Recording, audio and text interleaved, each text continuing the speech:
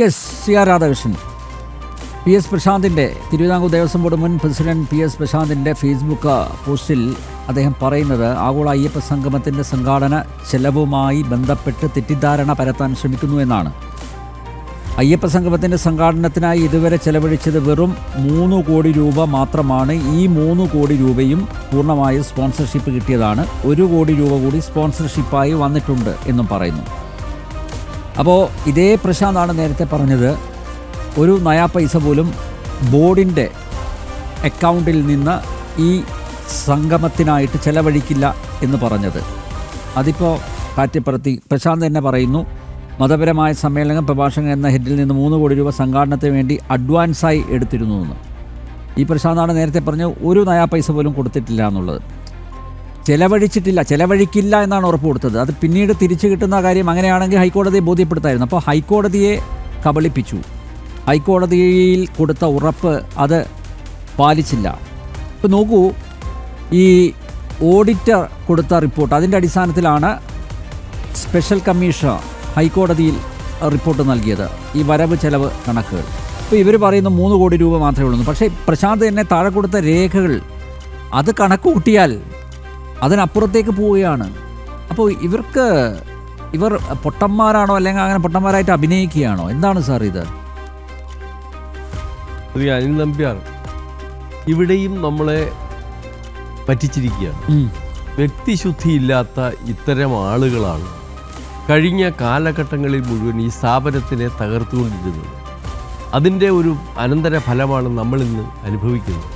കഴിഞ്ഞ 215 വർഷത്തിൽ ഉണ്ടായിട്ടില്ലാത്ത തരത്തിലുള്ള അഴിമതിയും കെടുകാര്യസ്ഥതയും ധനാപഹരണവും കുംഭകോണവുമാണ് ഈ സ്ഥാപനം ഈ കഴിഞ്ഞ കാലത്ത് നേരിട്ടുകൊണ്ടിരിക്കുന്നത്.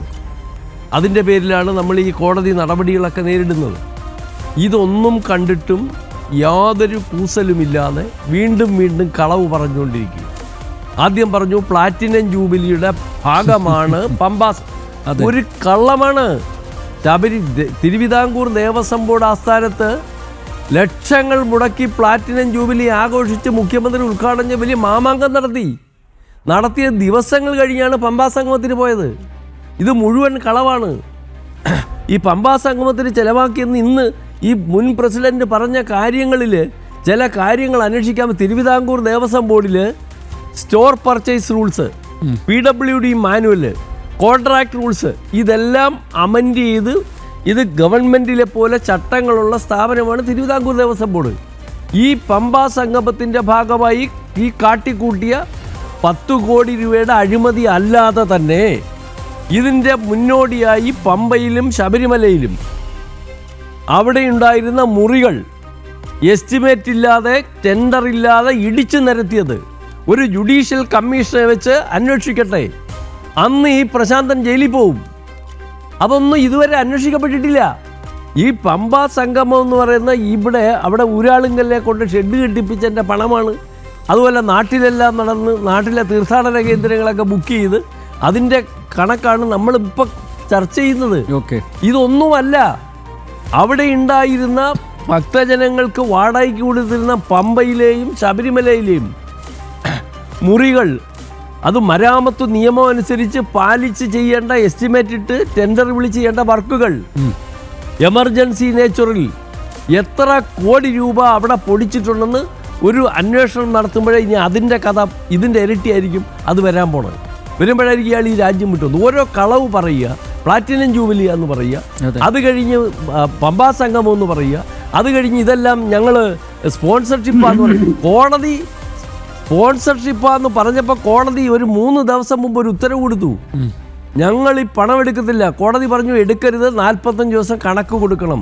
3 ദിവസം കഴിഞ്ഞപ്പോൾ തിരുവിതാംകൂർ ദേവസ്വം കമ്മീഷണർ 3 കോടി രൂപ സർപ്ലസ് ഫണ്ടിൽ നിന്ന്, സർപ്ലസ് ഫണ്ടെന്ന് പറഞ്ഞാൽ ഇതിൻ്റെ സിങ്കിങ് ഫണ്ടാണ്, അത് പരിമിതപ്പെടുത്തിയിട്ടുണ്ട്. അതിൻ്റെ ചെലവുകൾ purchase of land, purchase of elephant, temple maintenance, ഇതല്ലാതെ 1 രൂപ പോലും സർപ്ലസ് ഫണ്ട് ചെയ്തെടുത്തുകൂടാ.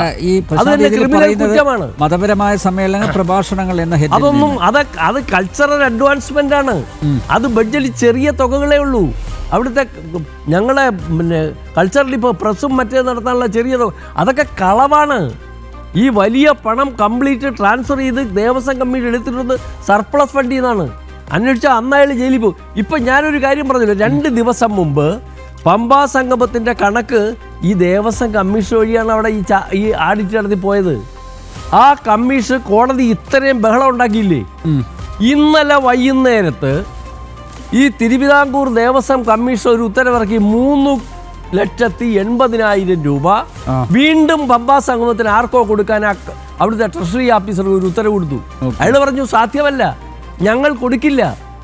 ഇത് മാത്രമല്ല, ഈ കമ്മീഷൻ നിയമിച്ചതാരാ? ബഹുമാനപ്പെട്ട കോടതി. എനിക്ക് വളരെ ഉത്കണ്ഠയും വളരെ അസ്വസ്ഥതയും തോന്നുന്നു. കാരണം ഇപ്പം നമ്മൾ വിചാരിച്ചു ഈ പാളിയിൽ അവസാനിക്കുന്നു. പാളിയല്ല. അത് കഴിഞ്ഞപ്പോൾ 2017 കൊടിമരം വന്നു.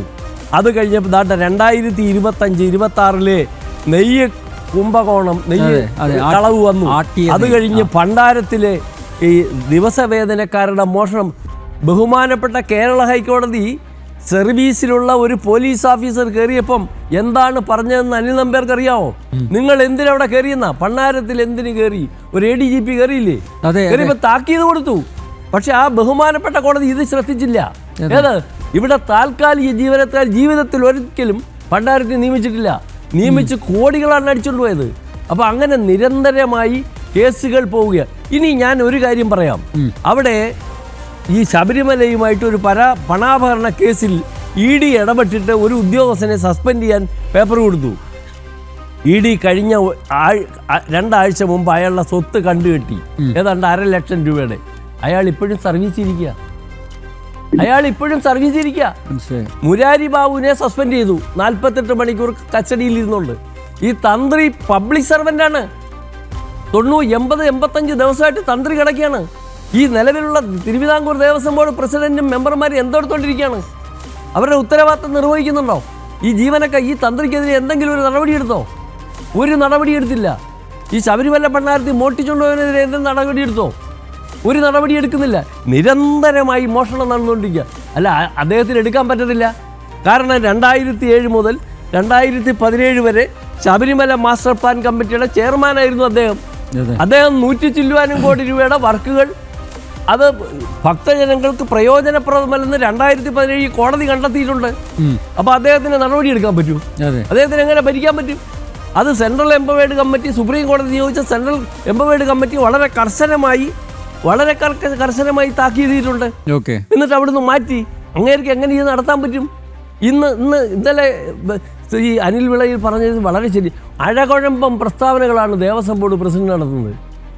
ഇങ്ങനെയാണ് ഇദ്ദേഹം അവിടെ ഭരിക്കാൻ പോകുന്നതെങ്കിൽ ഈ അവിടെ സർവീസ് നിയമങ്ങളനുസരിച്ച് ഒരു നടപടി എടുക്കാൻ പോകുന്നില്ല ആർക്കെതിരെയും.